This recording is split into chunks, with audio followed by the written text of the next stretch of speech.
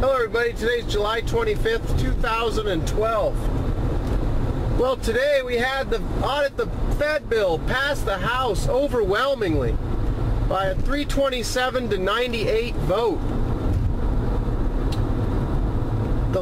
If you remember the last audit bill, June 30th, 2010,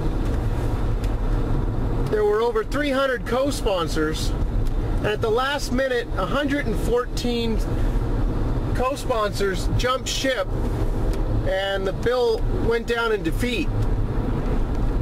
It was 229 to 198. It was defeated. They were all Democrats, and one of the Democrats was Dennis Kucinich, who flip-flopped at the last minute, a co-sponsor. So, you know, he's not really fooling me yesterday when he came out railing against the Fed, saying how they need accountability, how they're not some hocus-pocus black box operation, and they're acting like they're you know, some exalted priesthood or something, whatever he said. You know, I'll put a clip below of him. You know, it makes me feel good what he said, but you know, I also know, I look at his voting record, so you know, this stuff is politicized, and I know it'll probably have a hard time making it through the Senate. I can't imagine Obama signing it, but what this does is it just keeps it out there. By passing, there were some Democratic aides saying, you know, this won't even be looked at for months, whatever, blah blah blah. Yeah, that's fine. It's not going to be looked at. Well, it's going to be there, and people are going to continue to wake up to what's happening. What's important here is that people are learning about what the Federal Reserve is. You know, if I was to ask some people at work, what do you think about the Audit the Fed bill passing the House? They'd be like, what? What are you talking about? I mean, they wouldn't even know that we needed to audit the Fed, because most people don't know that it acts in secrecy and you know, in private. It makes decisions. So more and more people like myself, prior to probably 7 years ago, just doesn't even know what's going on. Hugo Salinas Price wrote a great papers, 9 pages long, for those of you who like to read. I'm going to do a video on it. It's on the Matrix of Power. It'll probably be my next video. So, you know, more and more people are waking up to what's happening. You know, I'll never forget, a couple of years ago, there was a senator from New Hampshire,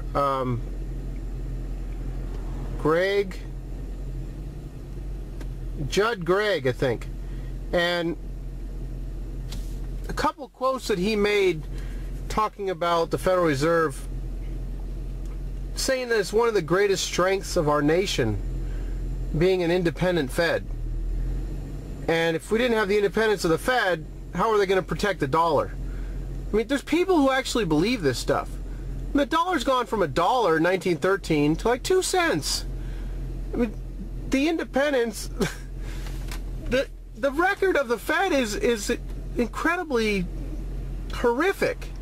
And these people that say they need independence, you know, Bernanke was talking about how he agreed with you know, the transparency, this and that, but Congress shouldn't be getting into monetary policy. You know, they're done such an awful job with fiscal policy. You know, they shouldn't be getting into monetary policy. If he wants to raise interest rates a quarter point, he doesn't want some senators saying, well, you know, I think we need to look into this. I don't know if that's a good idea. That's not what Paul's trying to do. You know, he just wants to, 6 months after the fact, come out and say this is what they did.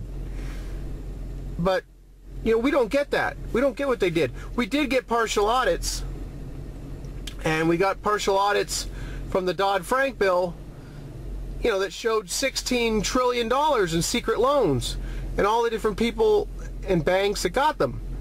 And then we saw out of that, it just came to light. I did a video not too long ago. About $4 trillion of the $16 trillion went to board members' companies. I mean, come on. I mean, just, if that isn't a conflict of interest, I don't know what the hell is. I mean, there's just so much going on. So many people need to start looking at this. All this talk of Fed independence is totally ridiculous. What they do is price fixing, controlling the money supply and messing with the interest rates. I mean, they're causing the booms and the busts, and we say that, you know, there's people claiming, well, they need their independence. They don't need any independence. They need to be right out in the sunshine, laid out there for everybody to see what they're doing. I mean, they're the ones causing all the problems. They create stability. They create instability. They don't create stability. I mean, by saying that the Fed can sit, you know, what, we'll just say 3-4 guys sitting in a little room creating interest rates, and, you know, they know the best place to put them as opposed to the free market. Give me a break. That's ridiculous. In response to all this independence of the Fed crap, you can listen here what Ron Paul had to say about it. To say that we should have secrecy and say that it's political to have transparency, well, it's very political when you have a Federal Reserve that can bail out one company and not another company. Paul said, that's pretty political. I think when people talk about independence and having this privacy of a central bank means they want secrecy. And secrecy's not good, Paul added. We should have privacy for the individual. But we should have openness of government all the time. And we've drifted a long way from that. You see, that's what this is all about. The individual should have privacy and secrecy, not the government. The government should be in the open all the time. And it's totally the opposite.